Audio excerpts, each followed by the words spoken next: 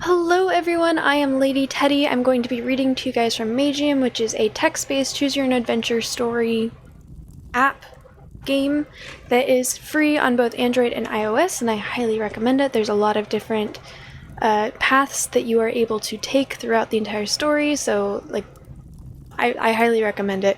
If you guys are interested in the story and want to know what's going on but don't want to play it for yourself, all of my previous readings are on YouTube in a Magium playlist that I should probably link at some point. That would make sense to do.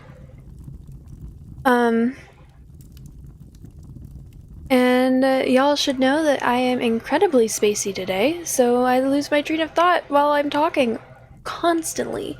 So please be patient with me. We'll see how reading goes. Don't even blink, just stare at the screen. Why? I'm glad that that's the impression that I've given you, Lordos. Thank you. So the way that I do this is I know a lot of people like to just listen and relax or fall asleep, and that is totally okay, but there are also people that would like to participate. So whenever we get to a decision, right now we're doing a smart good playthrough, so if it's a smart or good decision, I will generally make the decision for us, but if it is not, like if it's just conversational or directional, I will allow you guys to help me decide. I will give you guys about a minute. If no one says anything, I will make the decision for us and continue the story. If people do want to participate, I will go with whatever the majority of the chat decides they want to go with. I do not speak French. I can say parlez-vous français, and that is it. Oui? I don't know what no is. Is no just no? Are you French? Yeah, sorry to disappoint. It's funny because Lordos literally just made a joke about me being French, but I'm not.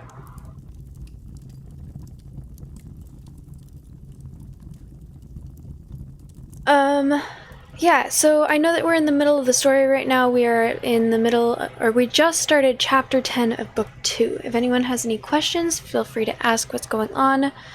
And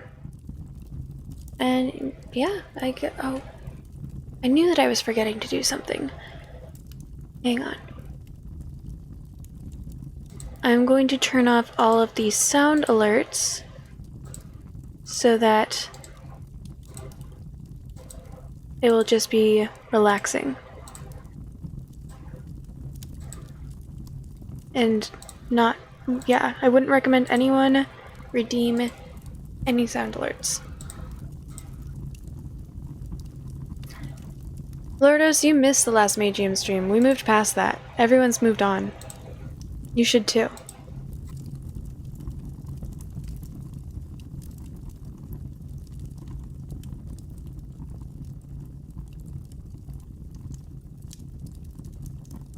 Off, didn't I? Oops. What Lordos is talking about right now is...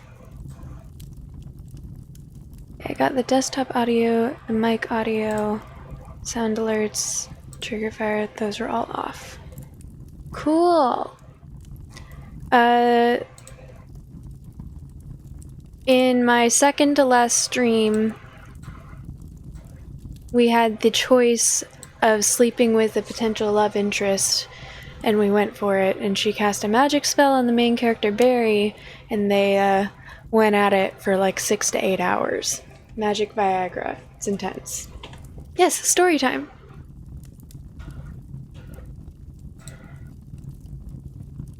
It was a dark day, moon shining through the window, sounds of crickets outside, the aura of the room was magical. Are you talking about my room?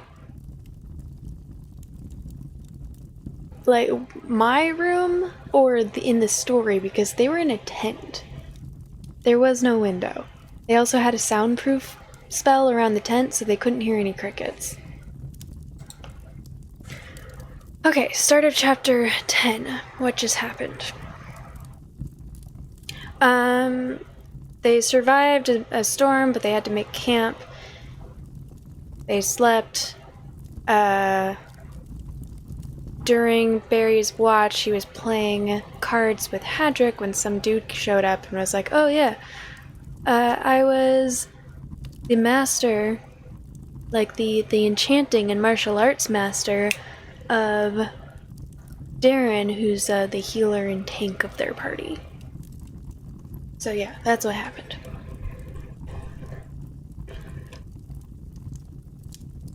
Hey, Kate, Patrick says. Come over here for a second. We have someone that we'd like you to meet. Kate had only just gotten out of her tent when Hadrick called out to her. It's now been almost an hour since Darren's old enchanting master made his appearance before us. As soon as we established that he did not come here with the intention of starting a fight, we told him that Darren would wake up shortly, and we invited him to join us in a game of Met Zek. That's the card game. We spent the last hour playing cards, while Noldorin told us various stories from the years that he spent teaching Darren martial arts and enchanting magic. The ex-sage agreed to play the game with its original rules, so he's already managed to empty a bottle of Dwarven ale in the short time since he's joined us. However, he appears to be holding his liquor about as well as Hadrick, since I'm not yet seeing any signs of him being drunk. Who is this? Kate asks as she approaches us cautiously. Remember how Darren told us that his old master gave him his scar during a sparring session? Hadrick says. Well, this is the old master that he was talking about. His name is Noldorin, and he apparently came here to greet Darren, since he hasn't seen him in a long time. Pleased to meet you, my lady, Noldorin says as he takes a polite bow. Save your pleasantries, Kate says. Why don't you say what you really mean? It's not like I'm making any effort to suppress my magical aura at this point. If you are indeed Darren's master, then you must also be the one who taught him to fight against banshees. You must be thinking of Darren's other master, Noldorin says. The White Mage. We were both ex-sages, so I can see how you might make the confusion. I assure you that I have no qualms with any banshee. As long as you are trusted by these people, I see no reason why I should consider you my enemy. Sweet dreams, Carrot King. She's not a real banshee, just so you know, Hadrick tells Noldorin. She's a woman mage. Oh? Noldorin says, while raising his eyebrows. Now that is certainly something you don't see every day. How did you know that Darren would be here? Kate asks him. I didn't know that he'd be in this general area, Noldorin says. I just happened to be close enough to sense his aura, so I decided to come and say hello. You just happened to be close enough, Kate says. So you were just wandering alone by yourself in the middle of the night? Actually, my camp is not that far from here, Noldorin says. I volunteered to do some scouting of the surrounding areas during my night shift, which is why I was doing a patrol around these areas. Which is why I was doing a patrol around these parts. I do understand how this could look a little suspicious from your point of view, however. Of course I'm suspicious of you, Kate says. We don't even have any guarantee that you actually know Darren. What proof do you have that you are really one of his teachers and not just some assassin who was paid to kill him? Well, if you want proof, then you could just ask Darren himself, Noldorin says. He is heading our way right now. Master Noldorin? Darren says, shocked, as he approaches us. Is that really you? You look so old. The first time we meet in more than 10 years? And this is what you tell me? Noldorin says with a grin as he puts down his cards and he gets up from the tree trunk in order to greet his old pupil. Maybe if you paid me a visit every once in a while, you wouldn't have been so surprised by the sight of my gray hair. I'm sorry, Darren says. It's just that I've been so busy with saving the world. Yes, I know, Noldorin says. You don't need to take everything so seriously all the time, boy. I was only joking. I know all about your adventures. Now stop being such a killjoy and come give your old teacher a hug. Noldorin then hugs Darren for a few seconds while patting him hard on the back. I see that you're still wearing that heavy plate armor of yours, Noldorin says as he releases Darren. Don't you get tired of walking around like this? What's the use of those fancy moves I taught you if you can't even do half of them due to the weight of your armor? I already told you, Darren says. The armor is the only reliable protection against any physical... The armor is the only reliable protection against any physical damage that I have. Why do I keep worrying? The armor is the only reliable protection against physical damage that I have. I'm not throwing it away. Who needs to have protection when you can just dodge your enemy's attacks? Noldorin says. Do I really need to give you a third scar before you learn your lesson for good? Ugh, Darren says. Let's not start this discussion again. We only just got reunited after I don't even know how many years. Should we not be celebrating instead of having a fight? You're absolutely right, Darren, Noldorin says. Hold on. Let me get another bottle of Dwarven Ale so we can have a toast. Dwarven Ale? Darren says. At this hour? You can't be serious. What if we get attacked? Of course you would say that, Noldorin says. Well, in that case, I'll just clink these 2 bottles and imagine that you're also drinking with me. Cheers, Darren! He then clinks 2 Dwarven Ale bottles, like he said he would, and he takes a long sip from one of them. You're all welcome to join me in this toast, of course, if you want, Noldorin says as he looks towards Hadrick, Kate, and me. It is a celebration, after all. Agree to drink with Noldorin, refuse Noldorin's offer. I feel like Smartberry would not drink when they are in the middle of enemy territory, but, if y'all would like to argue with me and pick the other option, now is your chance. Otherwise, we are going to be refusing Noldorin's offer in about a minute.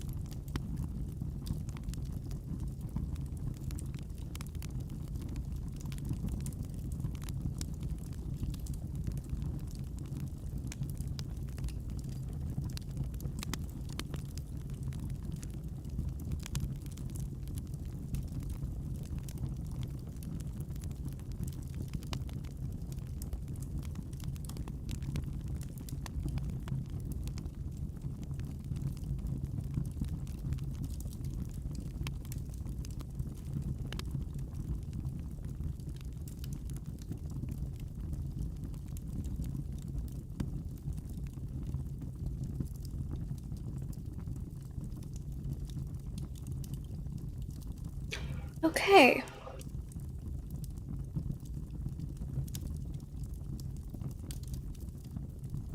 Lordos, good luck with any takers for fake popcorn.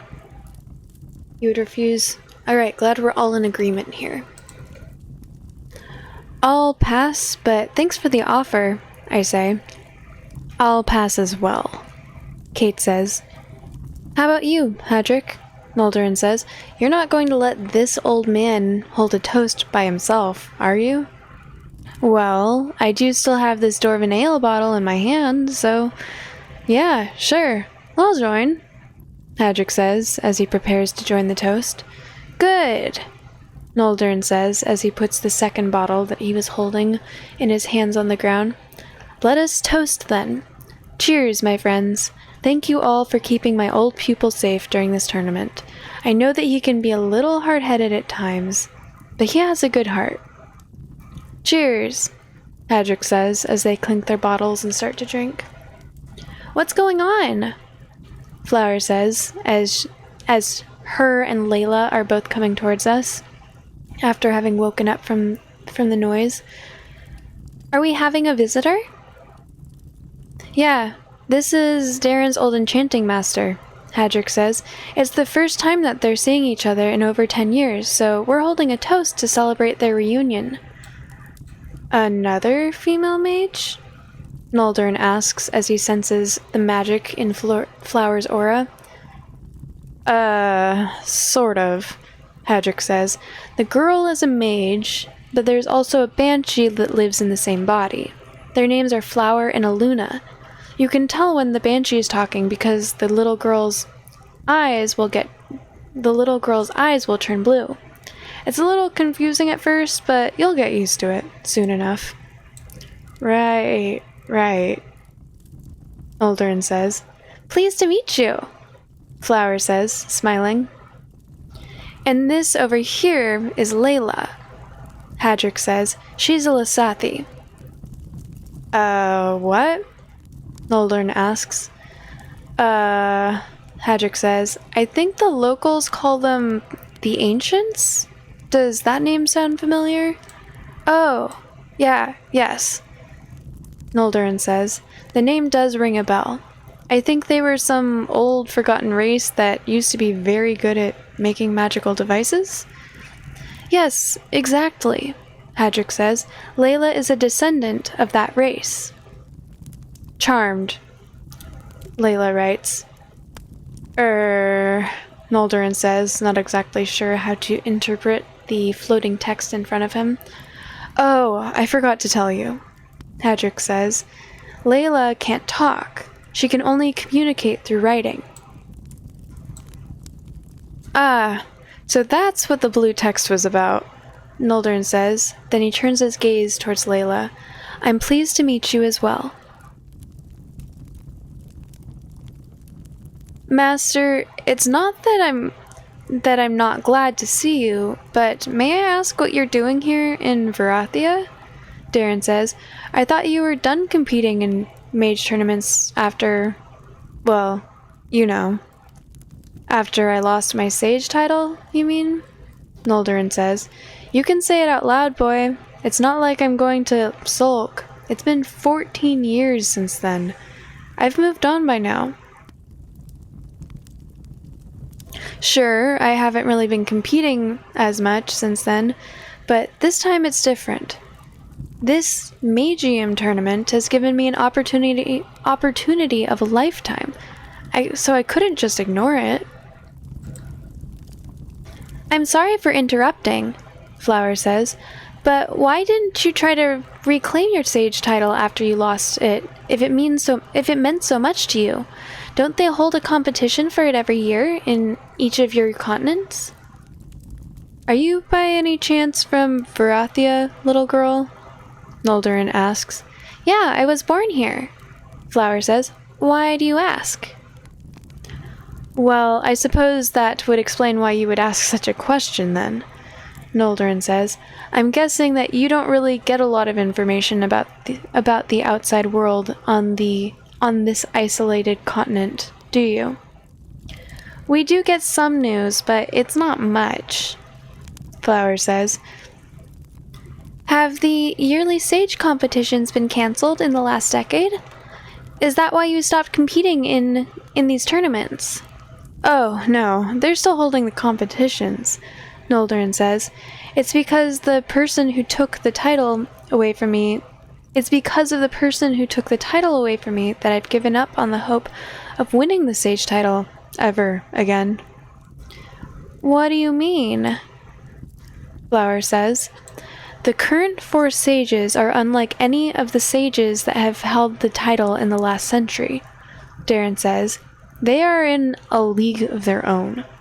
Usually a sage would not hold a title for more than 2 or 3 years before being dethroned, but 3 of the 4 current sages have remained undefeated for more than a decade. Azarius, the Sage of the West, has been a sage for more than 30 years. He is practically the face of the Western continent at this point. You see his portrait drawn on newspapers almost every week. One would have expected him to grow weaker with old age, but every year he seems to get stronger instead. I think that everyone is mostly seeing the yearly contests as a formality at this point, and they're all just assuming that Azarius will keep holding the title until he dies of old age. I know that you really like Azarius, Darren, but you shouldn't only talk about him, Hadrick says. The other 3 sages may not have held their titles for as long as him, but I'd say that their feats are equally impressive. Talmac, the Sage of the North, is regarded as the strongest earth elementalist of our time. All of the adversaries that he's had in the 12 years since he's inherited his title have been nowhere near his level of power. The only one who gave him a run for his money was the previous sage, but he's dead now. Along with almost every other mage who dared to challenge Talmac. Along with every other mage who's dared to challenge Talmac to a fight over the years. Then there's Selgerd, the elf. Oh man, don't even get me started on the elf. Did he also keep his sage title for a long time? Flower asks. No, but the sage before him did, Hadrick says. He was considered to be on par with the other 3 long-reigning sages, and everyone thought that nobody would ever defeat him. Then comes this no-name elf out of nowhere, and he kills him just like that in less than a minute. Nobody even knows how he did it. He made an illusion so no one could see or hear what was happening in the arena, and when the illusion was over, the Sage of the East was just lying on the floor lifeless, and the crowds went completely silent. This happened last year. An investigation has been started to figure out what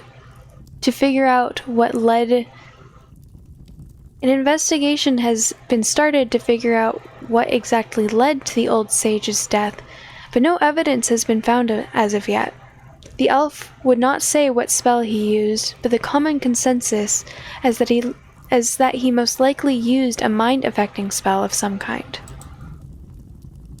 There were no external wounds, Darren says, so if it really was a mind-affecting spell, then it must have been one similar to the spell that the ogre shaman cast on us in the fort, where you could get killed inside your own mind if you weren't careful. The spell researchers who analyzed the traces of the spell could not find a match for any known spell, however. Or so they claimed. I don't know if the organizers are trying to hide something or not, Hadrick says, but the fact of the matter is that the elf has somehow managed to seize the title of Sage of the East, and a lot of people are unhappy with this turn of events. I'm not really sure how he did it, but Selgerd did kill one of the strongest mages of our time with minimal effort, so he will most certainly be a force to be reckoned with. What about the Sage of the South? Flower asks. The Sage of the South is the one I fought 14 years ago, Noldorin says. I stood no chance against him in the competition. Even to this day, he remains undefeated, and it never really looked like anyone has posed a serious threat to him since he took the title away from me. The man is a renowned dragon hunter and goes by the name of Drakesbane. I'm not sure what his real name is, but that's what everyone calls him now due to the large number of dragon heads that he has in his collection. Dragons are something of a legend these days because they mostly stay hidden, and no longer attack villages like they used to in the past. But Drakesbane goes to hunt them in their own territory as a sport. A lot of people like to pretend that the dragon heads he brings home belong to wyverns instead, in order to keep believing that dragons do not exist. But I don't think that anyone who's actually seen one of those heads up close could fool themselves into believing such nonsense. There is a very clear difference between a wyvern's head and a dragon's head, and that difference would be obvious to anyone who is not being willfully ignorant. All of a sudden, we hear a few loud beeps coming from Layla's pocket, and also from mine. We take out our stat devices at the same time, and I see that I now have 3 extra points to invest in my stats. Alright. New save point. So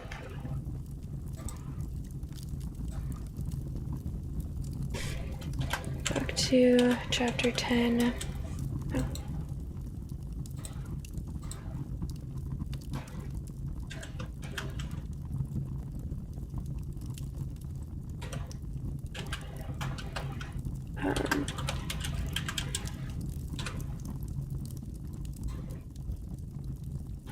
Cool. That was, yeah.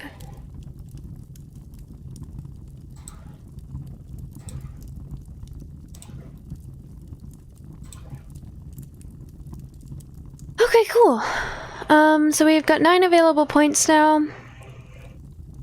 We can always save them.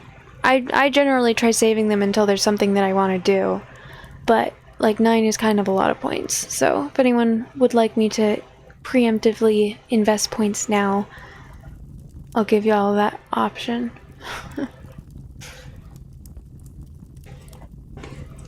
Partially because I need the break for water. You guys have about a minute.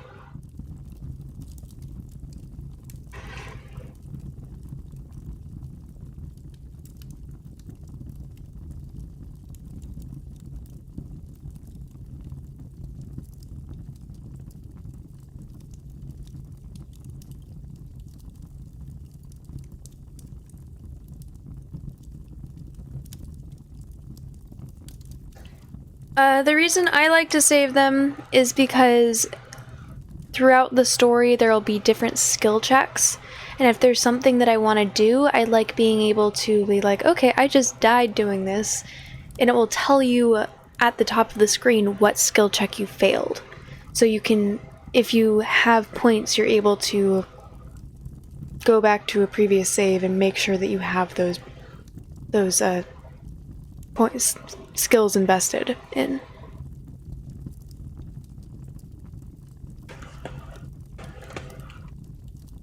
I personally feel like it just gives you a little bit more freedom. Yeah. There was one person who was actually a Magium, like, found me through the Magium Reddit and was so insistent, like, there's no reason for you to be saving points. I'm like, okay, well, I'm gonna do it anyways. Alright, I'll return to game then.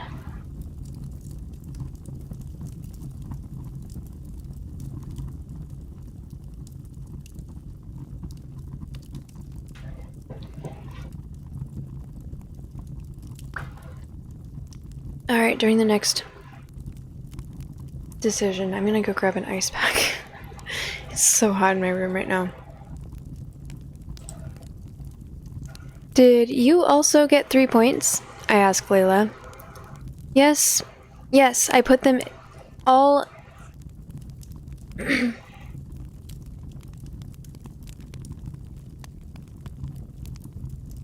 Yes, I put them all in my reflexes, Layla writes, as we both put our stat devices back in our pockets. Were those fortune teller trinkets? Noldern asks, confused. Indeed they were, I say. They're not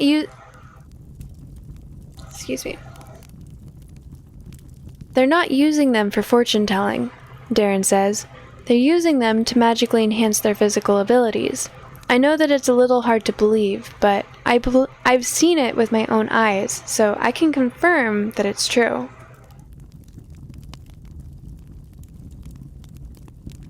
Interesting, Noldorin says. I always thought that those devices were nothing more than toys, but I guess that I was mistaken. How well do they work, exactly? It depends on your actual physical condition, Layla writes. If you're weaker, then you're going to get less of an effect out of the stat devices. I see, Noldorin says. So, what have you been up to these past few years? Darren asks his old master. I've heard rumors that you've started doing mercenary work, but I'm not sure if they were true or not. Oh, they were true, all right, Noldorin says. Losing my sage title so soon after I'd earned it, and in such a spectacular fashion, wasn't really very good for my business. People started to think that I was just some washed-up old man, and they gradually began to look for other enchanting and martial arts masters. There's no shortage of those in the southern continent, after all.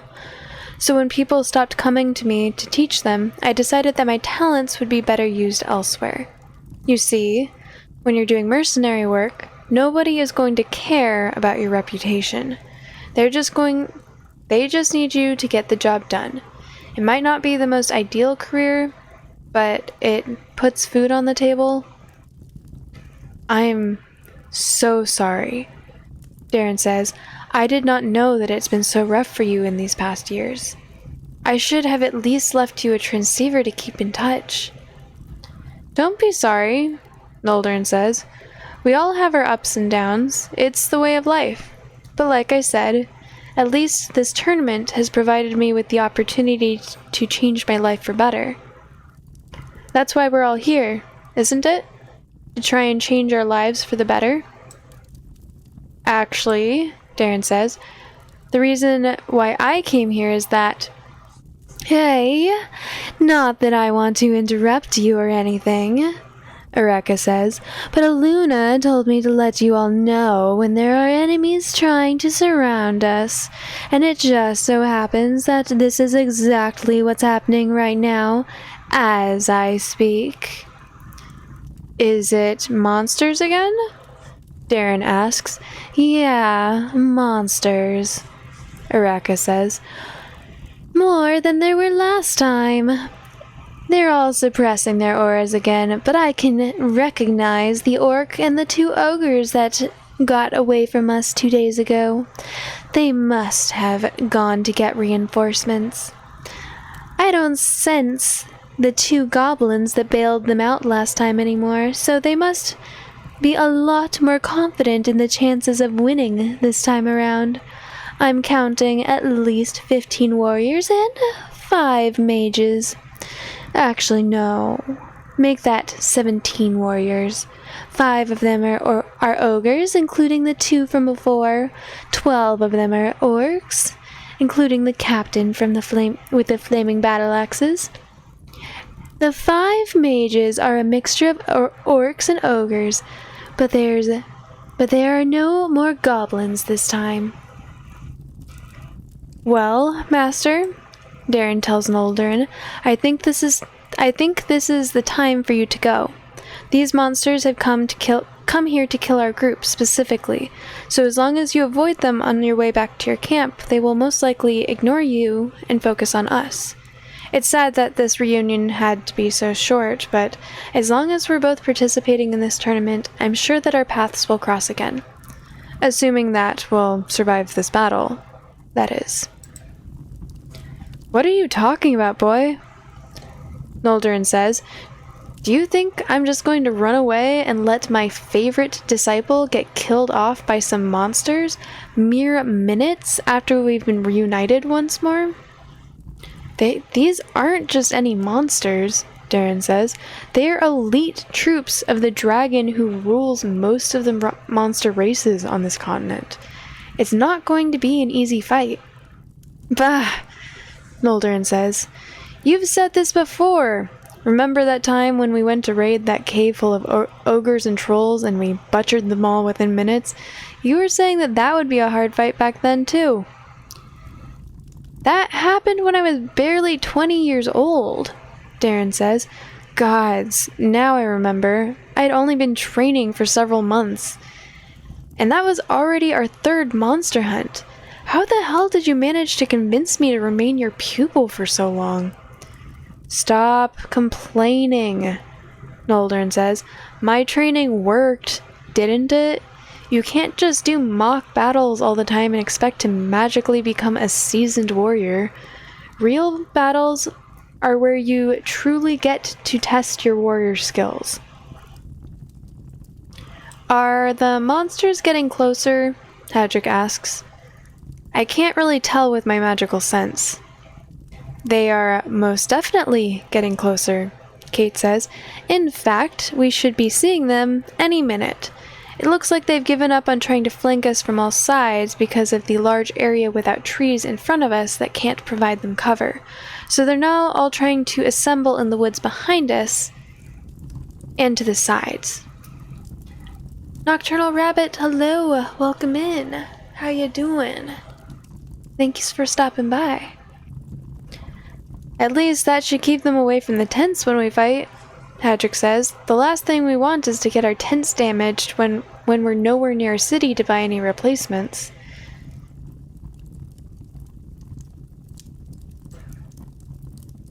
Okay. Thank you for the stretch and the hydrate.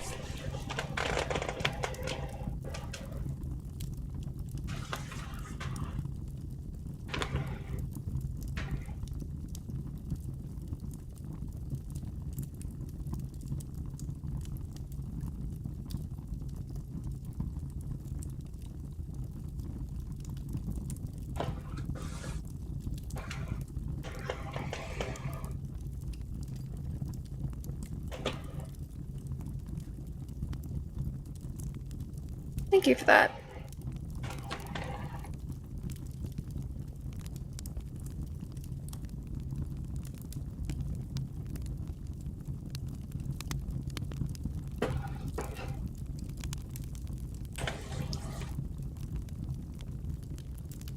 Don't forget the discussion that we had after our last battle, Darren says. We're facing against a lot more enemies today, so we can't afford to make any mistakes. Layla, no more rushing into the enemy lines, alright? Kate, do you remember what you need to focus on? Yes, Kate says. I remember. Then she shoots. Aw. Hug back. Thank you. Yes, Kate says. I remember. She then shoots several icicles into the woods on our left side, and two of the ogres suddenly drop dead from behind the trees. The three ogre warriors that were left alive are now shouting loudly, and they're advancing towards us at a rapid pace. Seeing that their formation has been broken, the orcs that were hiding behind the trees on our right side are now also revealing themselves and moving slowly towards us, while forming a line with their shields raised in front of them and their maces in their right hands. Kate tries to attack the three ogres with another barrage of icicles, but this time they use their huge clubs to defend themselves from her projectiles. Flower, Darren says, fly up into the air and bombard the ogres with fireballs. They need to die before they reach us. I'm on it, Flower says, as she jumps into the air and then propels herself upwards using her fire jets. The rest of us need to deal with the orcs, Darren says. They all have anti-magic armor, so don't bother to attack them if you're an elementalist. While Darren was talking, Flower starts shooting fireballs at the three ogres that were still heading towards us. The monsters tried to jump away from the explosions, but this left them defenseless against Kate's icicles, which penetrated their skulls and killed them all on the spot. Good, Darren says. The ogres are already dead. Let's finish off the orcs quick, and then we'll head for the mages. Use the crossbow to fight the orcs. Use the scimitar to fight the orcs.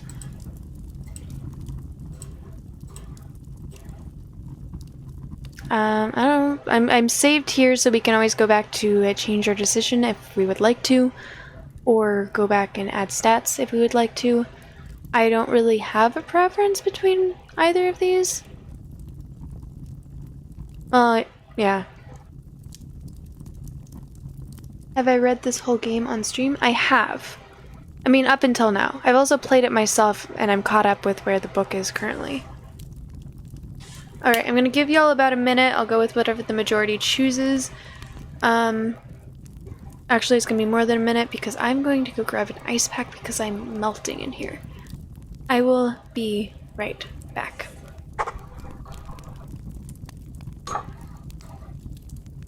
What? If you guys wanna read, yeah, there. I'll be right back.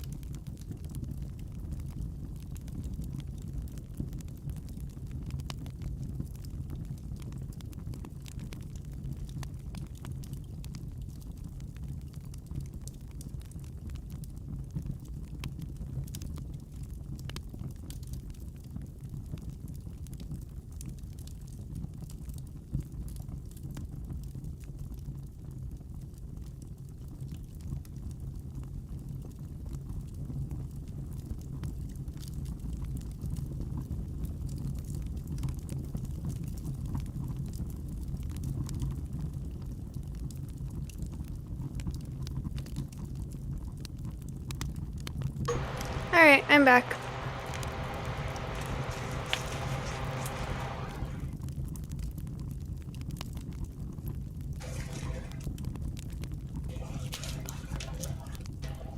Did y'all miss me? I'm using my necklace to hold this ice pack in place. Oh, well, thank you, thank you. Okay, so I see 2 people said crossbow and 1 person said scimitar, so I will go with the crossbow. And we can always go back and change the decision if we don't like it.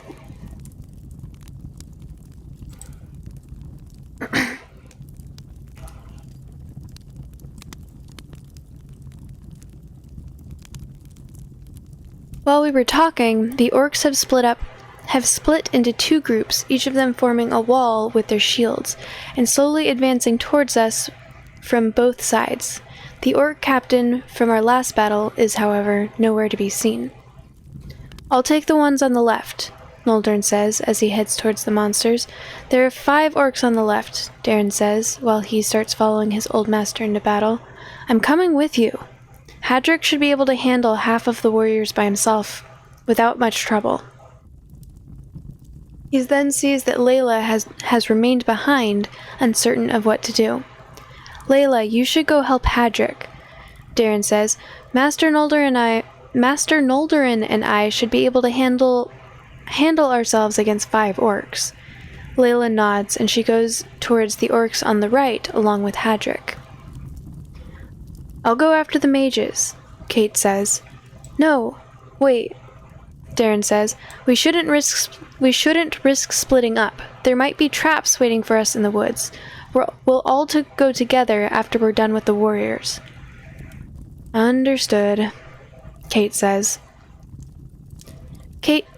Darren then heads into battle along with his master as Hadric and Layla are getting ready to fight the monsters on the right side.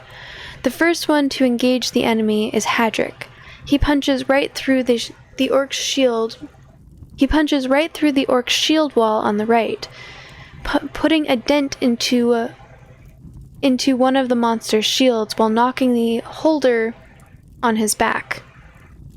Then he jumps right into the air and he lands with his fist on the second orc just as the monster raises his shield to protect himself. The sound made by Hadric's fist hitting the metal shield resounded through the whole clearing, and immediately afterwards we could hear the orc's scream as his arm broke from all of the pressure. While the warrior is still struggling to recover, Hadric quickly grabs him by his feet and then he throws him into two of his comrades, which sends them all crashing to the ground. Meanwhile, Darren and Noldorin have both reached the orcs on the left, and now they're flanking them from 2 sides, forcing the monsters to give up on their shield wall and to focus on the adversaries in front of them. As Noldorin begins to fight, I can definitely see the resemblance between his fighting style and the one that Darren is using. However, Noldorin's style seems to focus a lot more on not getting hit at all, while Darren often likes to parry blows and block them with his shield while he fights. One other thing I'm noticing is the incredible synchronization between the two of them. Even if they've been apart for more than 10 years, you can clearly tell that they know each other's moves by heart, and that they don't need to communicate their actions through words in the heat of battle, because one will always know what the other is planning to do next. More than this, it seems that neither of them is hesitant in leaving their guard down while the other is watching their back. It's clear that such a level of teamwork can only be achieved by warriors who have spent many years fighting together side by side. "Just like old times, eh, Darren?" Noldorin says as he slices the head off an orc clean off his shoulders. "Yes, I see that you're still reckless as ever," Darren says as he blocks one of the monster's maces with his shield. "I can't believe that you're still alive after all of this time." You may be saying this, but you are clearly enjoying the fight," Noldorin says with a grin as he dances away from one enemy and prepares to engage another. "Here's another reckless move for you, boy. Get ready." Combat technique check failed, level 1. He then runs full speed ahead towards an orc that is too busy fighting Darren to pay attention to Noldorin, and he makes a horizontal jump, rotating himself to the side in mid-air, propelling his feet into the monster's back. As the orc gets knocked off balance, the ex-sage falls to the ground on his left shoulder. Darren immediately seizes the opportunity, and he drives his sword through the monster's head, while Noldorin quickly rolls to the side in order to avoid getting bludgeoned by another orc's mace. As soon as the ex-sage gets up, he feints an attack with one of his swords, pretending to do a full swing from the left side, just as the orc raises his shield to defend himself. Noldrin's second sword comes swinging for the monster's neck from the right, cutting his head off in one move. I decide that it's time for me to join the battle as well, so I aim my crossbow for one of the orcs that Layla is fighting. I try to predict which way he will move, and I shoot at him, but the crossbow misses by a considerable margin. I guess that shooting moving targets from a distance is going to be a little more difficult than I thought. Maybe I should hold my fire for now, before I hit Layla by accident. Luckily, it doesn't take long until Layla manages to catch the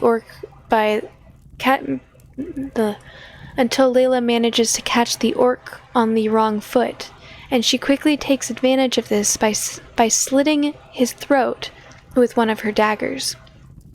As I look to see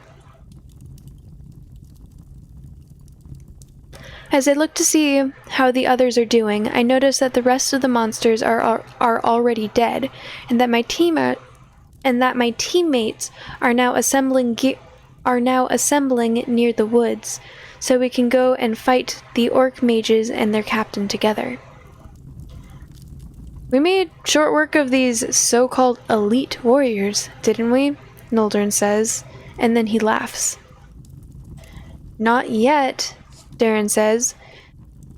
There are still 5 mages waiting in the woods, and their captain's fighting skill is far superior to that of his subordinates. Let's just hurry up and get to them before they... Darren suddenly gets interrupted by the sound of a loud horn coming from the direction of the orc captain, which makes us all cover our ears to dampen some of the noise. Crap, Araka says, as soon as the orc captain stops blowing in the horn. I forgot to check from above us. Wyvern riders incoming. Wyvern riders incoming. We all turn our heads upwards, and we see 10 black wyverns quickly diving down from the clouds in which we'd been hiding until now. Down from the clouds in which they'd been hiding until now. Each of the creatures is ridden by an orc wearing regular leather armor and holding either a long spear or a crossbow in their hands. Wyverns are smaller versions of dragons that have a body length of 15 feet, with their wings spanning around 20 feet. They are far less intelligent than dragons, their scales are a lot less durable, and they cannot breathe fire, but other than that, their appearance is rather similar. Once the wyvern riders realize that we've already spotted them, they slow down their descent, and they begin to circle around the skies, waiting for the right moment to strike. Flower and Aluna and I will take care of the wyverns, Kate says. The rest of you can't fly, so you won't be able to help us. I think you should all go deal with the mages before they call for more reinforcements. Maybe you're right, Darren says. At least we've forced them to reveal the ace up their sleeves, so they shouldn't be able to surprise us with any more... Damn it! As Darren was finishing his sentence, a very large blue circle appears on the ground in the area surrounding us, and a dim blue light is now slowly starting to envelop us. Get out of the summoning circle! Darren shouts. Get out now! Alright, before we move on, this was not an important choice that we just failed shooting the guy, but would we like to go back and fix it with getting a stat point, or would we like to try the scimitar? I'll give y'all a minute to decide if anyone would like to, or we could just move on with the story.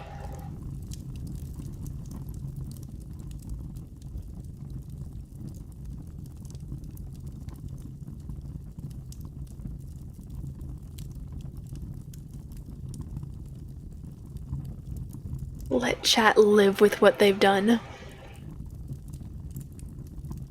Brutal.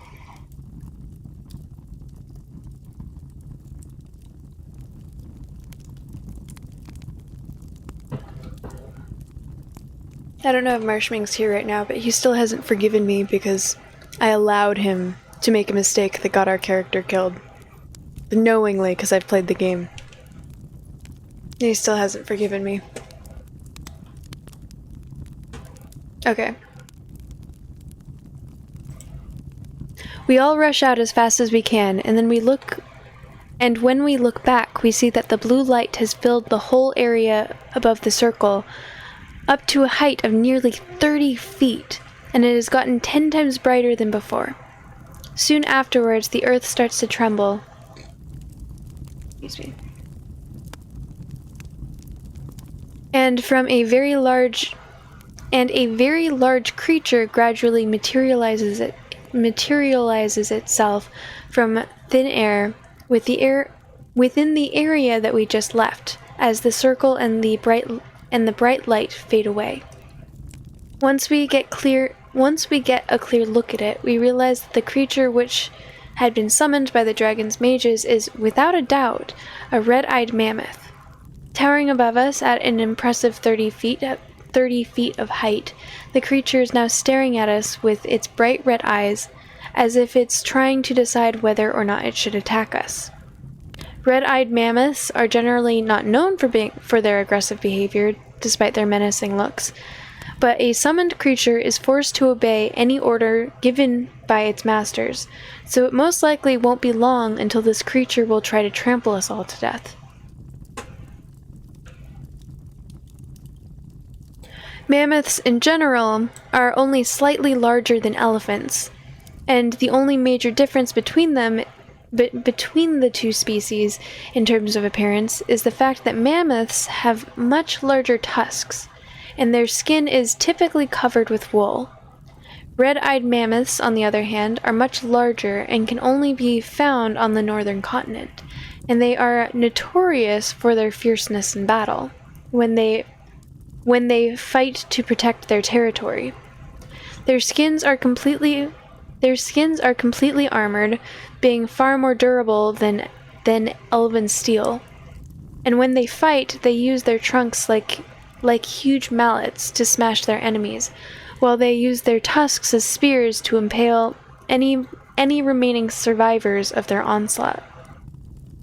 As the mammoth roars loudly, I suddenly feel the presence of the orcs and the ogres disappearing from the forest due to them teleporting out of the area, just like last time. The mages and the captain are gone, by the way, Araka says. Just thought I'd let you know. Yes, Araka, we know that, Aluna says. It's not like they took any effort to hide their auras anymore for the past minute. The mages were probably only brought here to summon this beast and nothing else. Let's go deal with the wyverns before anyone else shows up. Flower then jumps into the air and she propels herself upwards with her fire jets as Kate jumps on a flying platform made of ice, while she creates an ice cage around herself in order to make sure that she won't fall off. You're going to have to deal with the mammoth yourselves while we fight the wyverns, Kate says. Don't take any stupid risks. Easier said than done, Darren says. We'll manage, don't worry, Noldorin says. There hasn't been a monster yet that Darren and I failed to defeat while fighting together. You just go follow your banshee friend and do what you need to do. Kate nods. Kate nods curtly, and then she lifts her cage into the air, following Aluna towards the wyvern riders. As Kate heads towards the skies, the rest of us stand our ground and we look at the mammoth, which has been notably silent since its roar from earlier. The creature is not moving at all, and it's simply staring at us, waiting for our move. So, Hadrick says, do you guys think that we should attack it, or... suggest that we back off slowly while facing the mammoth. Shoot the mammoth with a crossbow. I don't really have a preference for one or the other. I feel like the Smart Berry might be more cautious, but also Smart Berry knows that it's gonna attack anyways. Back off, both of you guys. Alright, hang on. Give me a minute to rest my voice.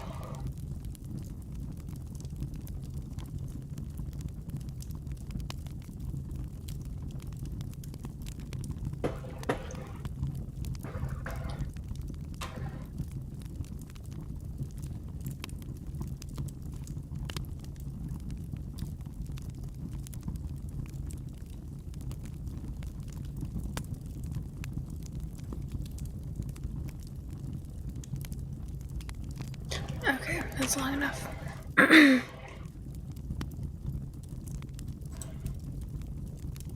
I think that the creature is waiting to see what we'll do before it takes any action. I say, typically when you encounter a red-eyed mammoth, it should be able to it should be enough to slowly back away from it while maintaining eye contact, and it would leave you alone, but I'm not sure what happens when it's been specifically instructed to kill us by its summoner. Let's try backing away for now. With a little luck, maybe it won't attack us. Well, Hadrick says, you're the creature expert. Come on, everyone, let's back up a little. We take a few steps back, slowly, while keeping our eyes on the monster, and we try to observe its reaction. The mammoth keeps standing there looking at us for a while, and then all of a sudden it begins to run towards us in an attempt to trample us under its feet. So much for that plan, Hadrick says. Get ready to fight. The dwarf then dashes towards the creature, and he jumps up in the air, trying to punch it in the head. The mammoth, however, sees him coming, and it stops in its tracks, raising its trunk so it can defend itself. As soon as Hadrick gets into the monster's range of attack, the mammoth swings its trunk at him from above with incredible force, sending the dwarf crashing into the ground. If it means anything, that decision ended the same either way.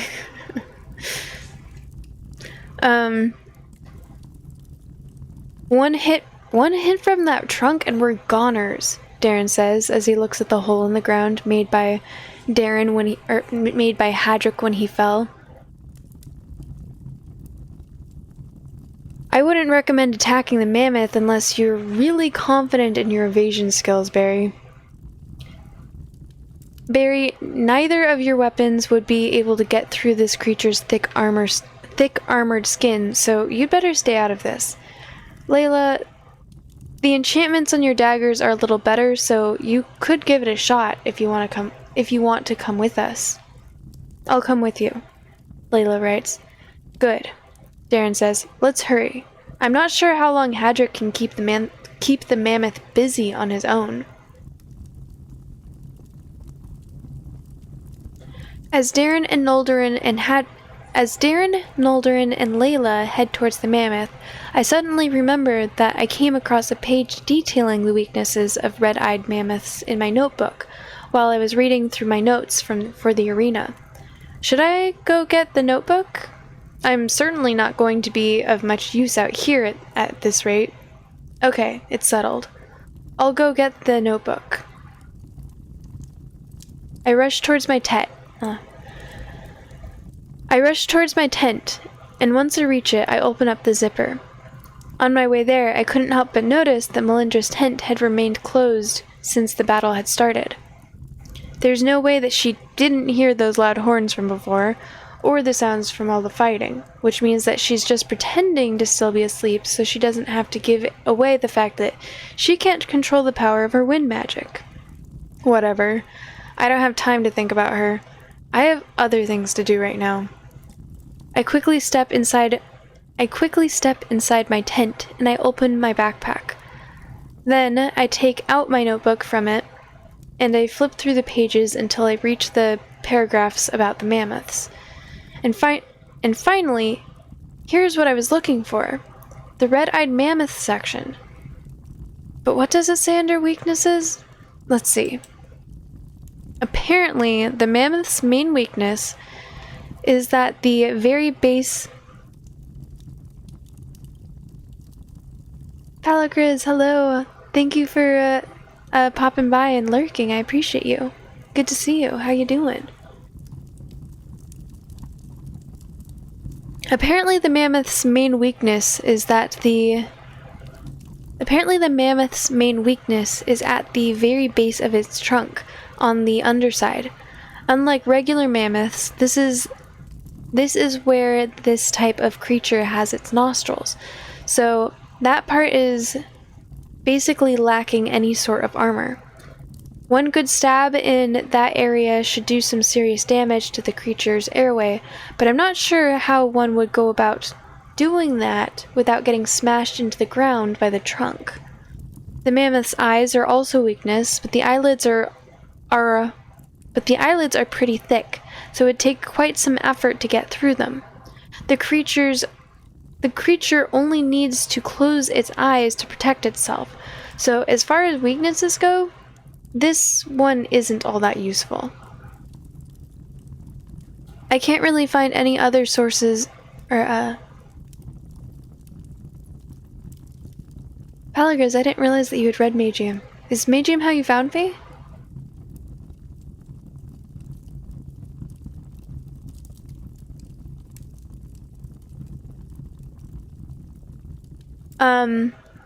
I've played it myself. I intentionally allowed my viewers to let Rose die because I wanted to... Well, spoilers. No, the game is actually... Oh yeah, I know. Yeah, I've read through Magium a couple different times. I'm up to date on book 3. I just didn't realize that you had played it yourself.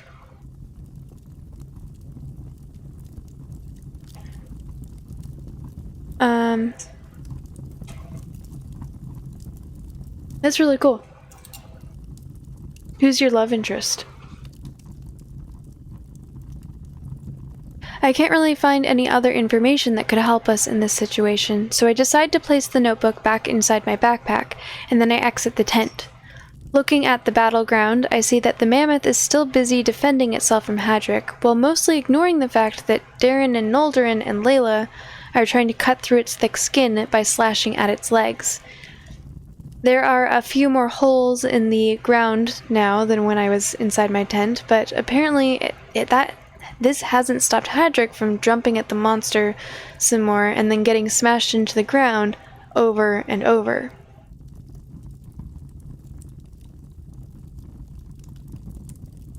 Kate, according to what I've read from what the author said, it is possible to romance Kate, but I think it's just like you get a kiss and it's like at the very end of the story. She's got a lot of trauma to work through.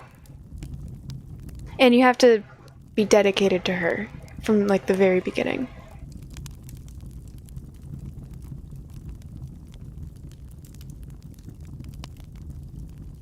Sorry if that was a spoiler that you didn't want. Oh, Marshman, you're here! Hi, welcome in.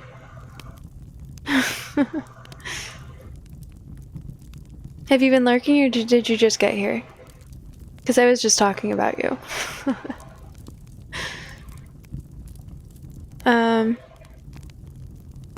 So, what now then?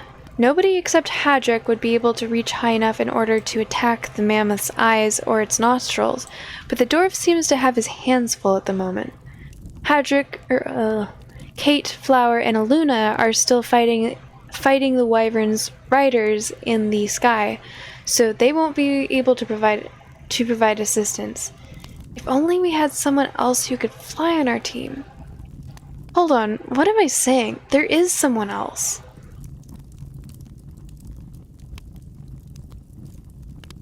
There was an earnest, people die, but death is not defeat. True. Everyone is talking about you? I was just saying that I intentionally allowed you to make a decision that got our character killed and you haven't forgiven me for it.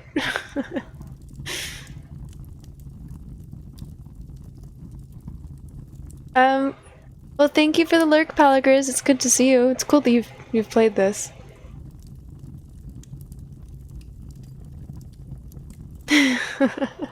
Have you forgiven me yet?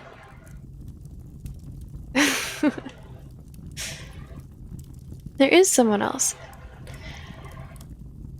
Hey, Melindra, can you hear me? I shout when I look towards Melindra's tent. I can see no movement inside the tent, or anything else that might confirm the fact that she's heard me. After a few more seconds of silence, I continue. Okay, you don't need to answer me, I say. I just have a little favor to ask. Remember how you made us all fly over the wall of Thilius with your wind magic? Well, I was thinking that maybe you might have a way to make me fly that would also give me some manner of control. You know, like some semi-intelligent air currents that react to my movements or something? I've also had access to Elementalist wind magic 2 times before, and I think it should be theoretically possible to cast such a spell. You've been practicing this type of magic for 600 years, so surely you must know how to do something like this by now, right? I wait a few seconds to see if I get any reaction, but still, the only answer I get is silence. Listen, I say, I'm not asking you to join the battle. You don't need to give yourself away or anything. All I'm asking is that you cast a spell on me that will allow me to fly. Still no answer. Come on, Melindra, I say. I know you can hear me.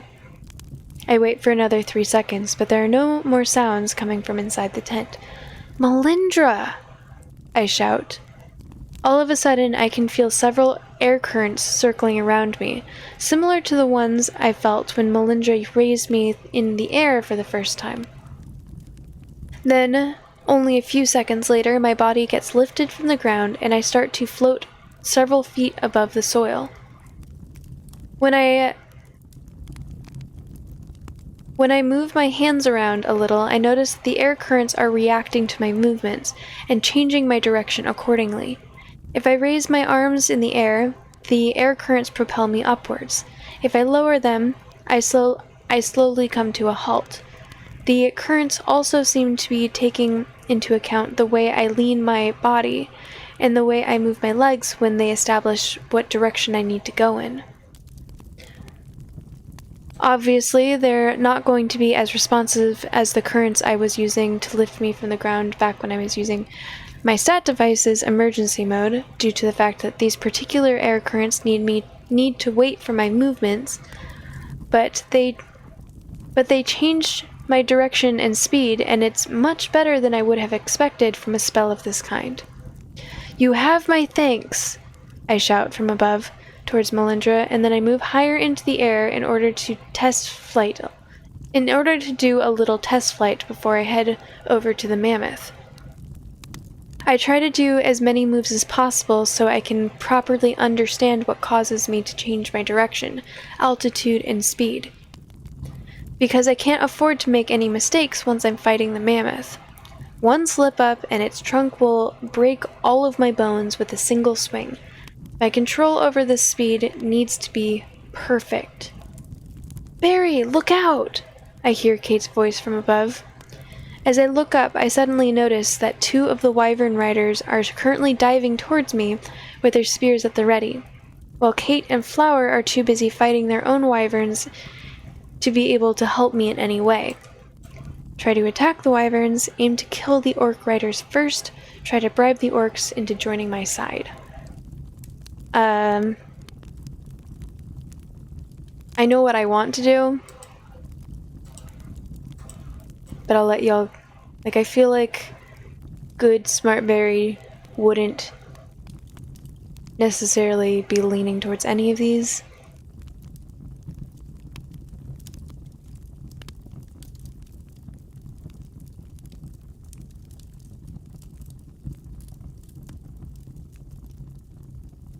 You abstain?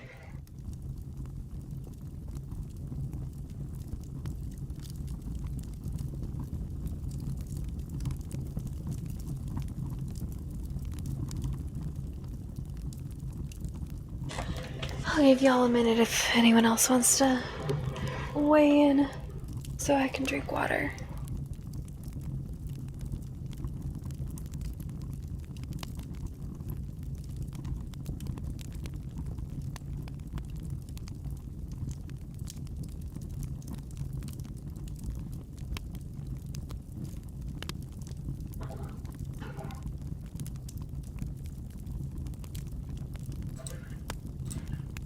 I believe I did save here.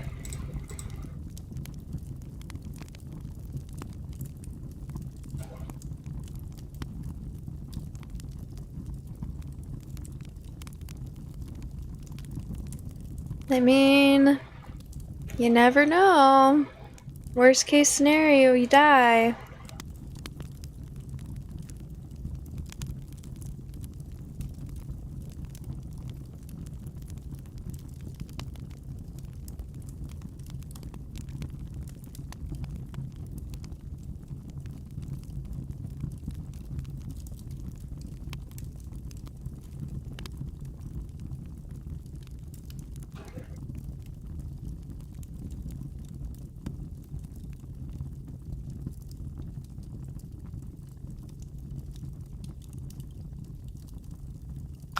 Horror junkie, hello. Just.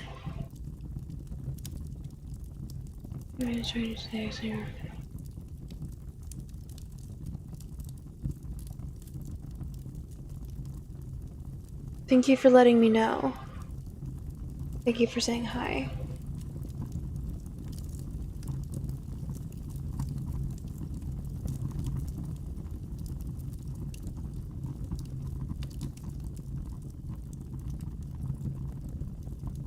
Where in my Discord?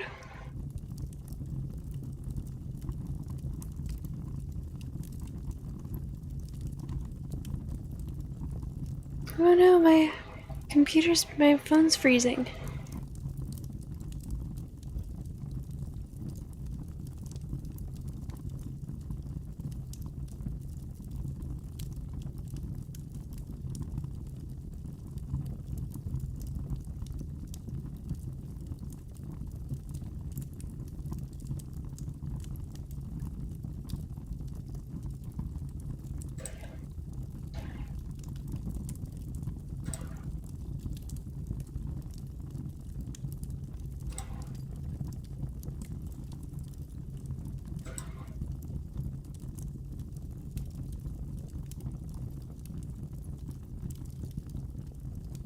Are they personally messaging you? Because I don't see them actually saying that.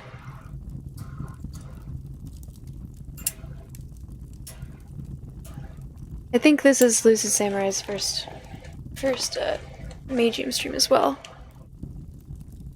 Right? Yeah, I see them. I don't see them saying anything though.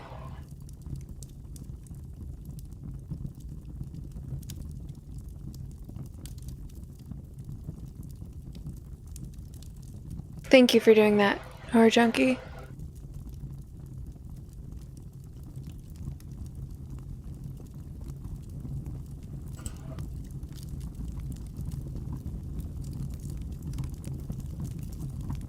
Sorry everyone, I should deal with this.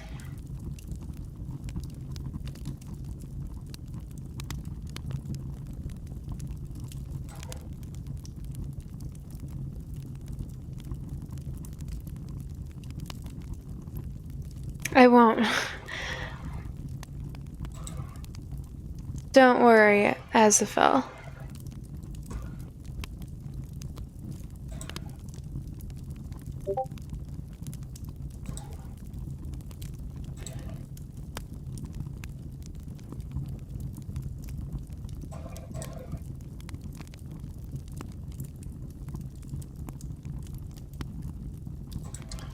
Okay. That's really annoying.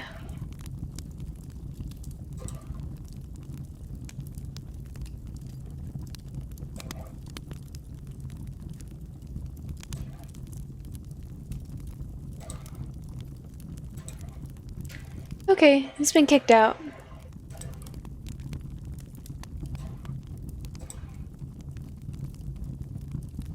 Sorry you had to deal with that.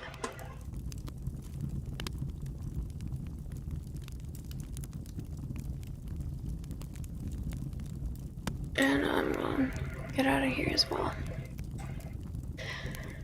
Okay, so we're sort of split down the middle. Azafel wants to either attack the wyverns or bribe. Lucid Samurai wants to attack the orcs. I know what I want to do, but I also know the outcome, so I probably shouldn't. Horror Junkie, just based on these, would you like to help participate? Sweet, you also reported them as spam. It's like a third person. It's like the third person to do. I wonder why they're targeting you, because I haven't seen anything like that yet.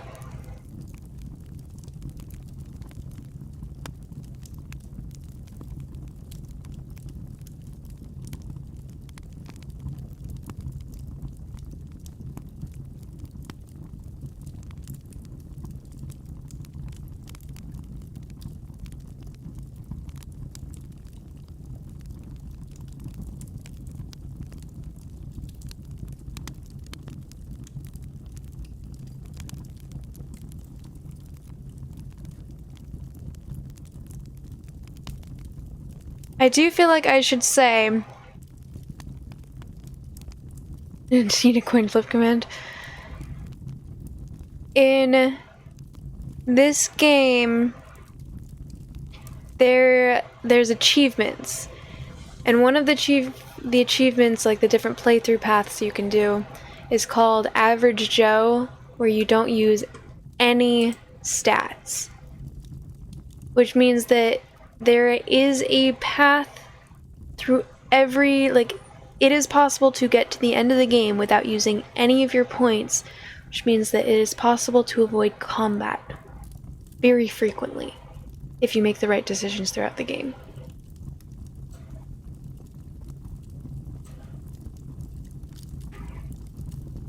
I can show y'all the...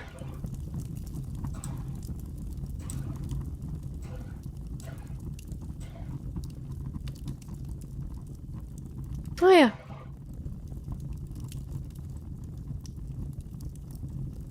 Creative solution, not all battles need to be won through fighting. Mammoth Slayer, kill a mammoth with your own hands. Demolition Man, you seem to be really enjoying smashing big rocks into one another. Ever thought about doing this for a living? Do you ever get the feeling that you are being, or stalker detected, do you ever get the feeling that you are being watched?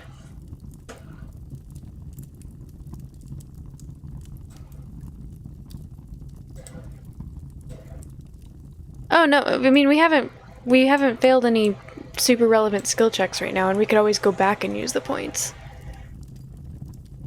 I'm just saying it is possible.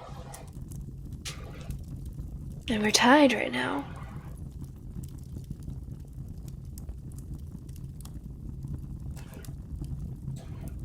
And this is why we're saving, is so we can, like, saving them so we could always use them when we actually need them.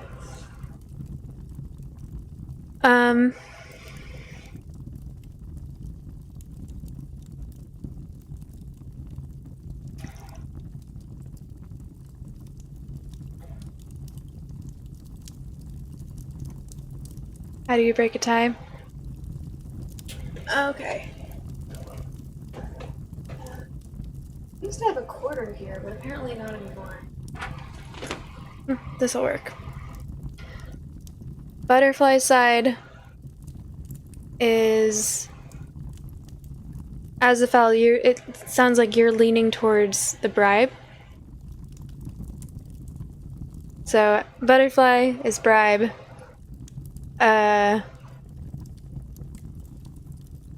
Word side is kill the orc riders first.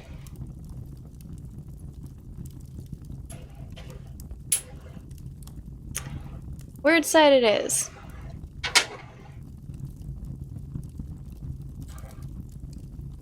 Oh.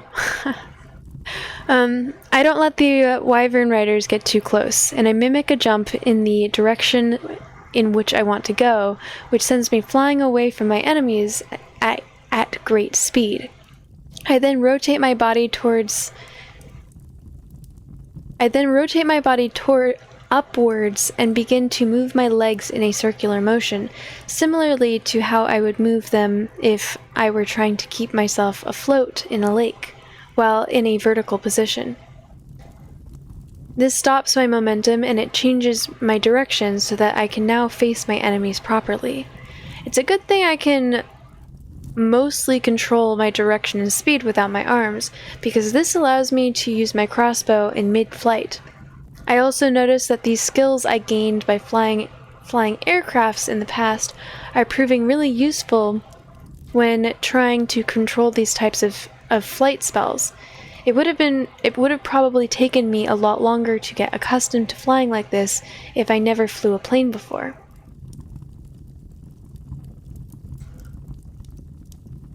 I aim my weapons at one of the orcs and I start to shoot him while I'm still busy trying to get out of the range of the spears. Unfortunately, aiming at a very rapidly moving targets while I'm flying is not as easy as it may sound. I somehow manage to waste every one of my shots and I don't have the time to reload. I try to outmaneuver the wyverns so I can get on top of them in order to attack the riders directly, but the flight spell provided to me by Melindra is neither fast nor responsive enough for me to be able to compare myself with these creatures that have been flying for as long as they can remember. I attempt to parry one of the orc spears and to make a rush for him, but the second wyvern rider takes advantage of my momentary distraction, and he dives with his spear right into my stomach, temporarily freezing my movements because of the pain. As I am standing there, floating in midair, the orc quickly takes his spear out of me, and then he drives it through my throat, killing me a few moments afterwards. Load.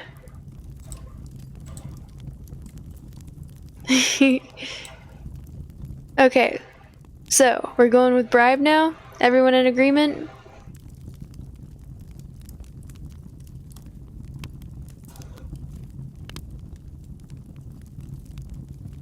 To be fair, I couldn't remember what the skill check requirements were for that specific one.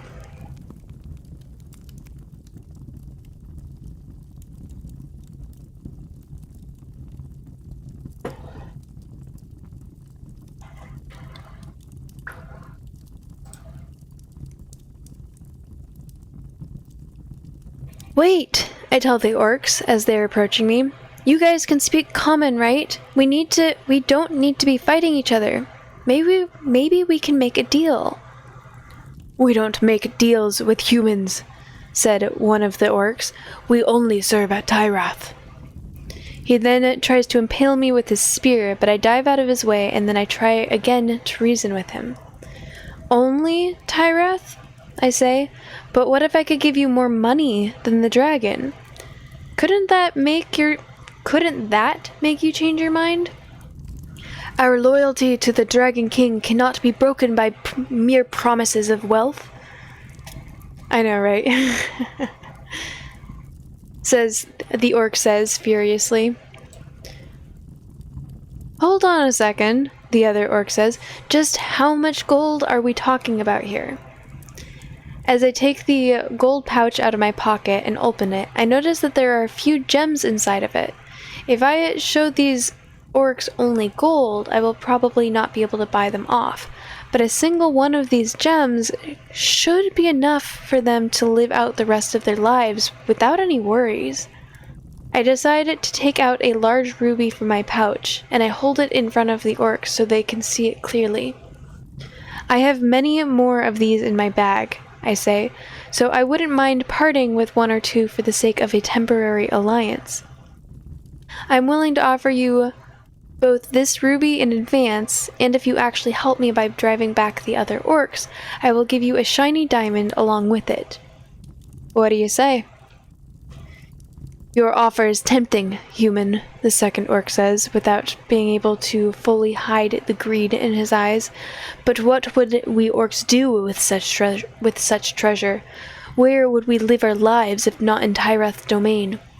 It's not like any of the human cities would ever accept us within their walls. I hear that Furon is taking refugees, I say. You know about Furon, right? The goblin general? The orc asks in a thoughtful voice. Yes, I do know about him. I heard that his camp has been doing better in the past few years. I also heard that he accepts all types of monsters nowadays, not only goblins. Maybe it wouldn't be such a bad idea to go pay him a visit. Do you realize what you're saying? I keep forgetting the voice. Do you realize what you are saying? Says the first orc, shocked. What do you speak of is treason? Is it really? Says the second orc says. Tira is barely giving us enough money to afford our food and weapons. Jakezilla, thank you for being here. Why are you so loyal to him? If we accept this human's offer, we could live like kings. Think about it, brother. Achievement unlocked, a creative solution. Goblins are more welcoming than humans. There's a lot of bias against the monster races. I mean, they were a warring faction for a while.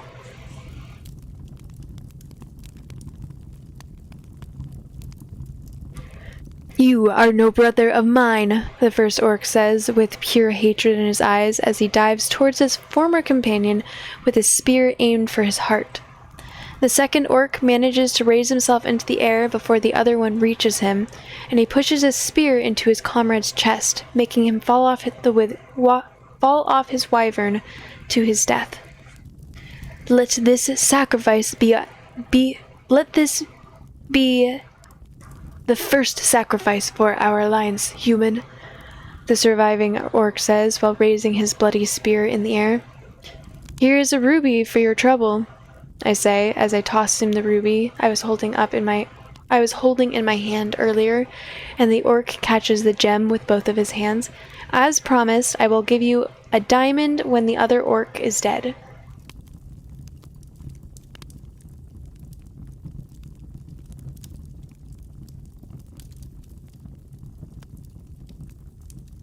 Cobra Kyrie, I guess you missed it when I said I have all sound alerts turned off because this is supposed to be relaxing. I am so sorry. Just stopped by to say hello before bed. It is 1. I'm so sorry.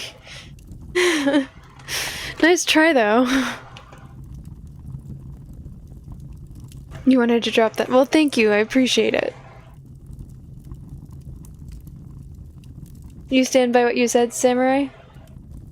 Death to all orcs? Yikes. Orcs are people too, bro. Oh, I missed a couple things. Jakezilla, thank you so much for saying hi. I appreciate you stopping by, and I hope you get some rest. Sweet dreams. Good luck tomorrow. I'm sorry, Cobra Kyrie. Thank you. I appreciate you. Oh my gosh, thank you so much for the gifted sub. Thank you.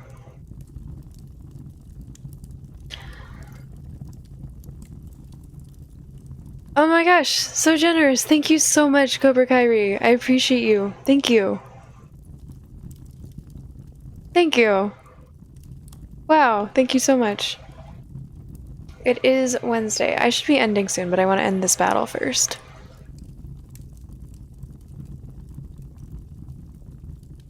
Thank you so much.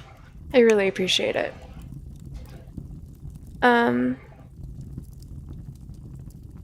As promised, I will also give you a diamond when the other orcs are dead. Traitor! Shouts another orc from the air as he also dives with his wyvern towards us in an attempt to impale his old ally with his spear. The betrayer orc does not wait for his adversary to reach him, and he flies upwards, driving his spear through the enemy wyvern's chest, which makes it go which makes it stop flapping its wings and sends it falling to the ground along with its rider, killing them both. What's going on here? What's going on here? Kate shouts from a distance as she sees what just happened. The orc is fighting on our side as of now, I shout at her and Flower. Make sure not to attack him. Right, Kate and Aluna both say at the same time, and then they continue to fight their enemies in the sky. I'll go deal with the mammoth now, I tell my new orc ally. You know what to do. I then leave the orc behind and I fly to a lower altitude closer to the mammoth that Hadrick and the others are still fighting.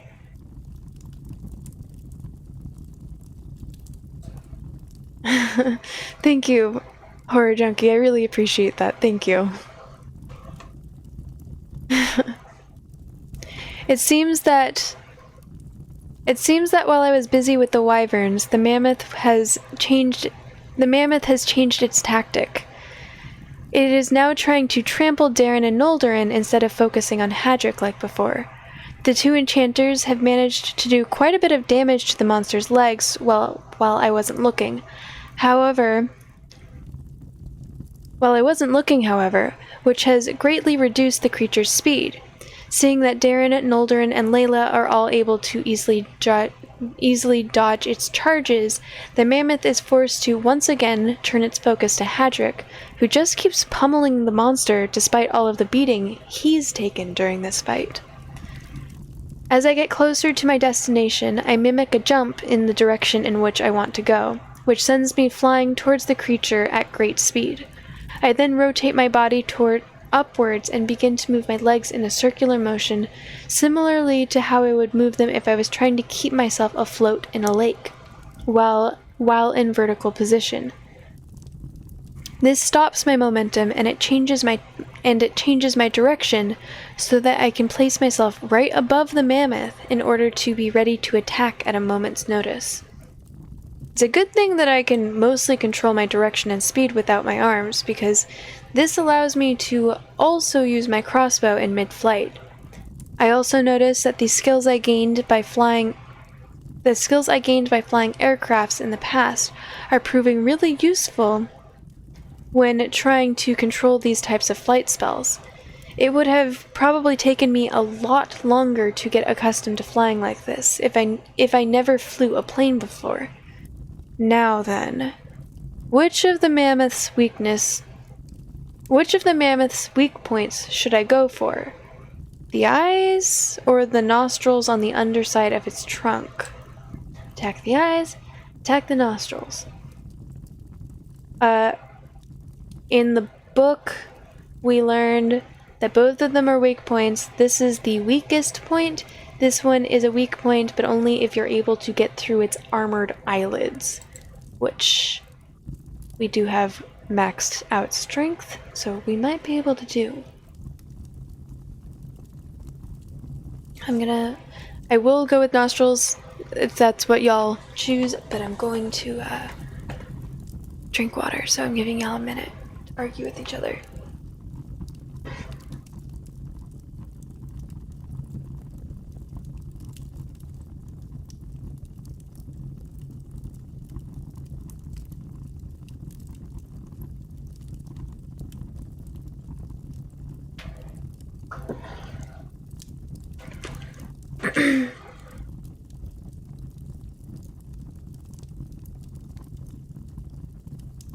Thank you for pouring one out. You mean the water? I know, I feel bad for the mammoth. It deserves better. It doesn't want to be fighting. But there's no way to free it. The nostrils might be a little harder to reach than the eyes, but they're also the most defenseless part of the mammoth's body by far, so they are definitely the target that I should be aiming for if I want to do the greatest damage.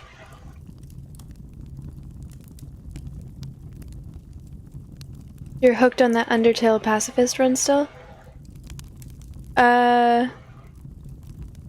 I finished the true pacifist run yesterday. Or no.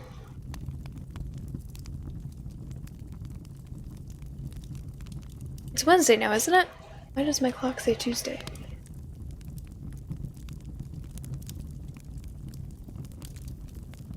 My clock is glitching.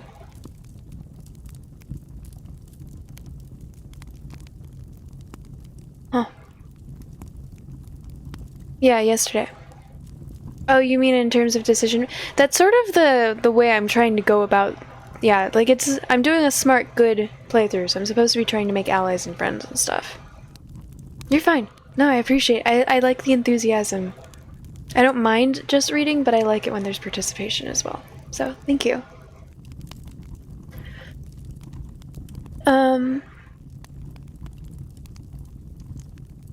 If I want to do the greatest damage. As I lower my altitude a little, I notice that Hadrick is currently holding on to the mammoth's trunk, while the monster keeps swinging it up and down, trying to make him lose his grip and fall off. Hey, Barry, you can fly now? Hadrick shouts at me while holding on to the trunk. For now, I shout back at him. Great, Hadrick shouts. Then maybe we can work together on this. I'll hold down the mammoth's trunk while you stab it in the eyes. What do you say? While Hadrick is talking, the sound of his voice keeps fluctuating intensely due to the fact that he's continuously being carried up and down by the trunk at great speed. Sounds like a good plan, I shout, although I'd rather aim for a weak point other than the eyes. But how are you planning to hold down the trunk? Don't worry, Hadrick says. I've got that covered. He then jumps off the trunk and he lands on the ground. You just need to keep the mammoth busy for a few seconds while I do some shape-shifting, Hadrick shouts. Shape-shifting? Against a red-eyed mammoth? Didn't Golmek say that he'd ban him from the tournament if he were to turn himself into anything much bigger than his current size? I don't have time to think about this much longer because the mammoth is now fully focused on smashing me with its trunk, and I'm barely even getting a moment's respite between two consecutive swings. When the monster wears itself out a little, it slows down its rhythm. When the monster wears itself out a little and it slows down its rhythm, I take the opportunity to look down and see what Hadrick's been up to. Apparently, Hadrick has turned himself into a giant snail, and he's just crawling on the ground at a very low speed. Oh, man. I sure hope he's not messing with me right now. At any rate, I already told Hadrick that I'd follow his plan, so all I can do now is keep dodging and hope that he knows what he's doing. After flying out of the trunk's way a few more times, I notice that Hadrick is finally done with his shape-shifting, and he is now back in his dwarf form, standing with his feet in the slime that his snail form left behind. He has his arms raised, and he is looking straight at me. Alright, Barry, Hadrick shouts. Now, try to make the mammoth swing its trunk over here. Now I'm finally starting to understand what he's trying to do. The particular breed of giant snail that Hadrick turned into has a kind of slime that dries almost instantly, and it becomes incredibly sticky, which is why it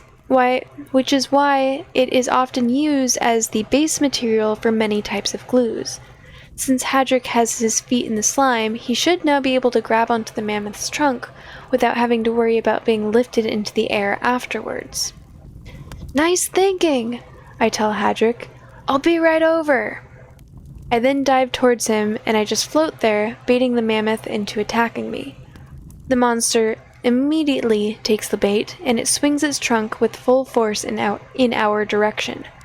I fly out of the way at the last second, and Hadrick quickly grabs onto the trunk with both hands without letting go. Now's your chance, Barry, Hadrick says. Quick! I don't know how long this glue will hold. As the ground below the dwarf is already starting to crack from the force of the mammoth trying to pull away its trunk, I quickly fly upwards in order to attack the beast's weak spot. I reach the area between the base of the trunk as fast as I can, and I try to identify the nostrils on its underside. As soon as I see them, I drive my scimitar into one of them in an attempt to irreparably damage the creature's airways. As the mammoth screams, I dive my blade further inside while twisting it continuously. Soon, the screams of the creature start to turn into gasps of air, as the damage that I did to its airway is finally starting to have a visible effect. I take my scimitar out of the monster and I fly away, while the mammoth is desperately trying to breathe. After about 10 seconds, the creature's gasps of air start to get faster and shorter, until they eventually stop and the mammoth falls completely silent as it slowly crashes to the ground, causing a small earth tremor due to the enormous size of its body. Achievement unlocked. Mammoth Slayer. As I slowly land on the ground beside the monster's carcass, Hadrick lets out a hearty laugh. Taking a good look at him, I see that he has a black eye from the beating he's taken during this fight. "That's it," Hadrick says. "It's for moments like these that I've joined this tournament. I knew that staying with this group was the right decision. There's just no running out of powerful enemies to fight with, you people." "That was quite the impressive combination you two had back there," Noldorin says. "I did not know that any of you had the ability to fly." "Yeah, well, if there's anything that Barry excels at, it's resourcefulness," Hadrick says. "He made that abundantly clear after he somehow managed to wiggle his way out of the arena alive at all odds." "An arena, you say?" Noldorin asks. "Oh, right. We didn't tell you about that," Hadrick says. "Back in Thilius, we had to fight in an arena event, and the owner of the arena really had it in for Barry and Layla. Or rather, he wanted to make them into the stars of the show. He literally threw everything he had at them, and they only had some weaklings as teammates, but they still managed to make it out victorious. I'll fill you in on the details later." "I sure hope that the orc captain is not planning to teleport back with even more reinforcements," Darren says. "We really need to find a way to stop them from escaping.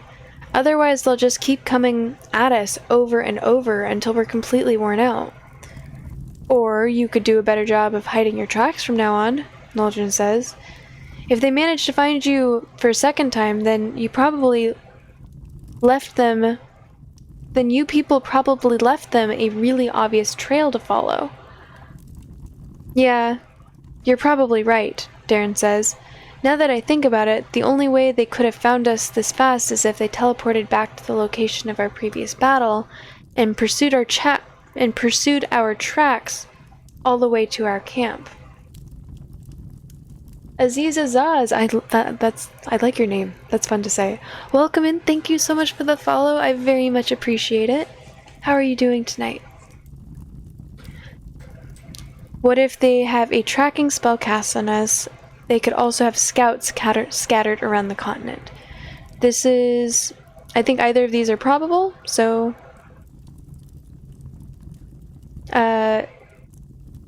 I'll go with whatever y'all decide. If no one says anything, then I will make a decision for us in about a minute.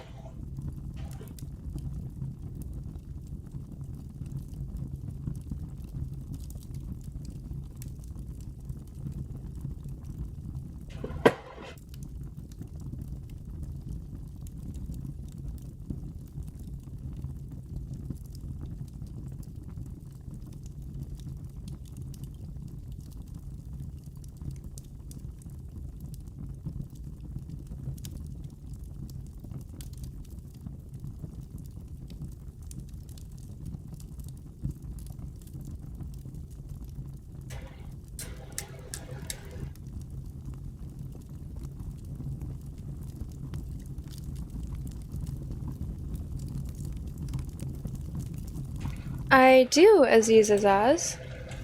All of my previous Magium readings will be on my YouTube channel in a Magium playlist if you want to catch up.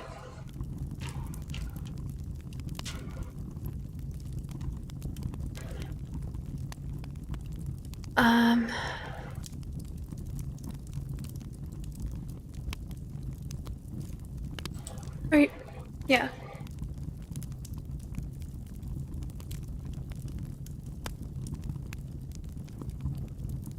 Okay, so scouts.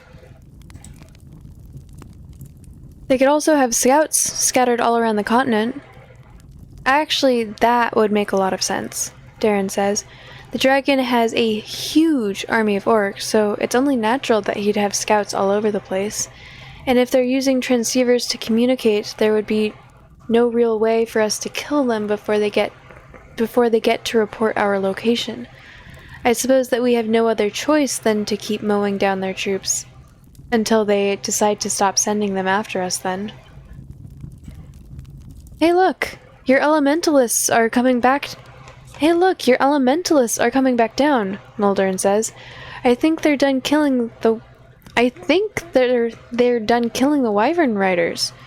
No wait, there's one more left. He's coming down for us. Get ready. Hold on, I say. Don't attack him. That one's working for us. He is? Darren asks, confused.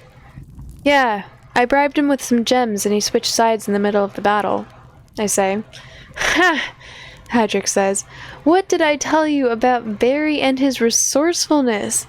It's like he has this constant supply of crazy ideas in his head. Whenever he needs one, he just pulls it out like it's nothing. I mean, seriously.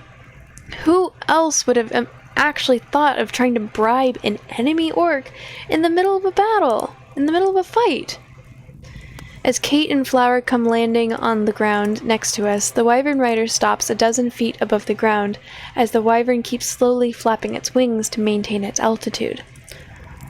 All of the other orcs are dead, human, the orc says. I fulfilled my end of the bargain.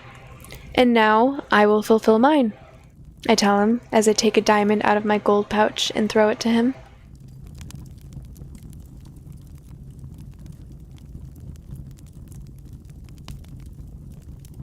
It was really nice meeting you, Aziz Azaz. Thank you for the follow. Welcome in. See you next time.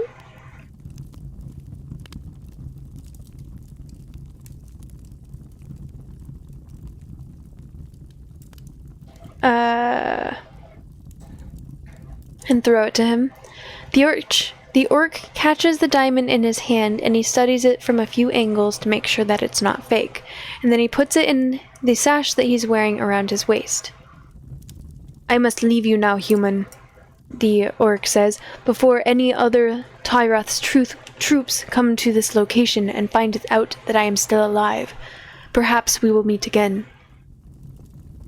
Yeah, I say. I'll make sure to say hi if we ever visit Firon's camp.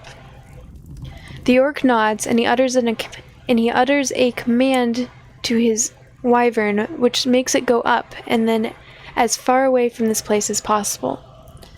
Is it over? Kate asks.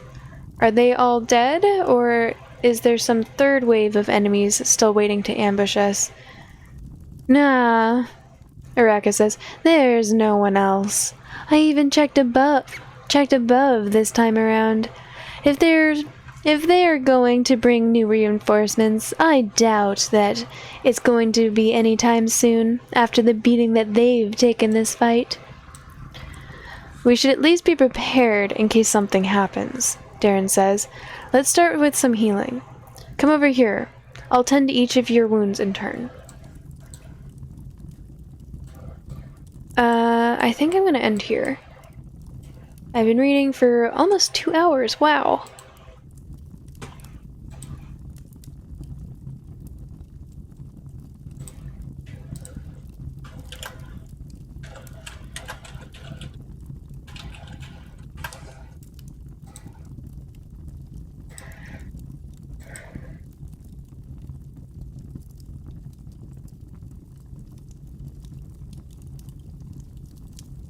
I'm glad you were able to stop by, Azafal.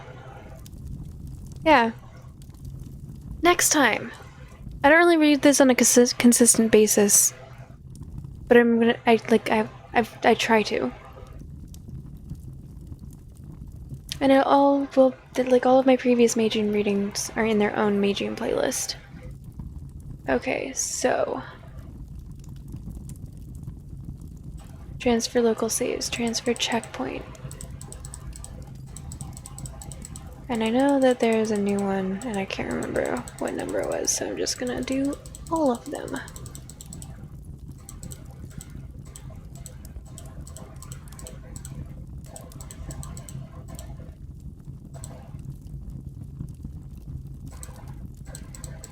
I doubt that it was more than 10. You know what? Screw it. Whatever. Why not? I'm here anyways.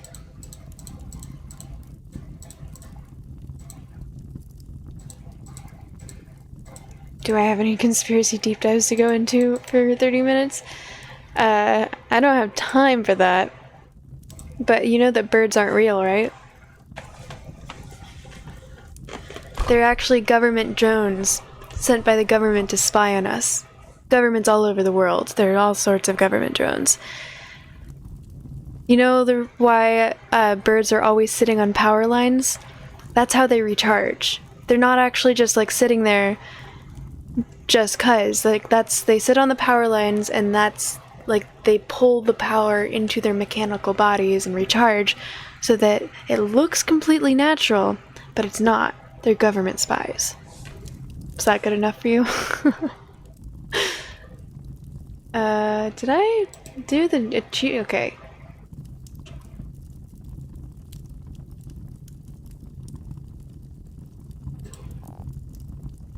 Game just crashed?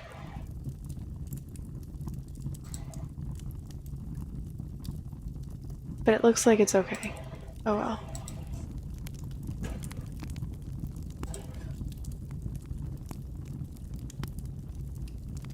Yeah, they're recharging their batteries. All birds are not real. Birds aren't real. My brother got me started on that conspiracy theory. He actually has merch. He has birds aren't real shirts and stuff.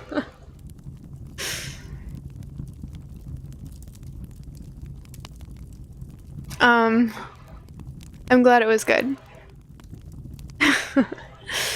He doesn't believe it. He just thinks it's funny. It's like a meme account. There's a birds aren't real Instagram where there's like a guy who goes out and like hands out flyers and does talks and stuff, but it's obvious that they're just joking around. I could post a link in my Discord if you guys want to go to that. Yeah, I'll post a link to the Instagram. Birds aren't real Instagram. Now I'm gonna tell you that the Earth is round. Well, actually. Okay. So tomorrow/today is Wednesday, so I will not be streaming, but my next streaming day will be on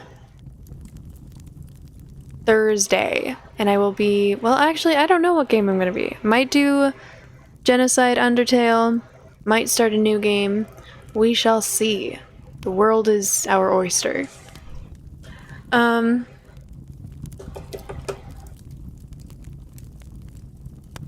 Yeah. Because I did a ASMR stream, reading is relaxing. I know there are people here who are sleeping and stuff. I'm not gonna raid out because I don't want to risk waking anyone up that is sleeping or being relaxed and stuff. Okay, so I hope you all have a really lovely rest of your day or night or whatever it is, wherever you are, and I will see you on social media or on Thursday. Good night, everyone.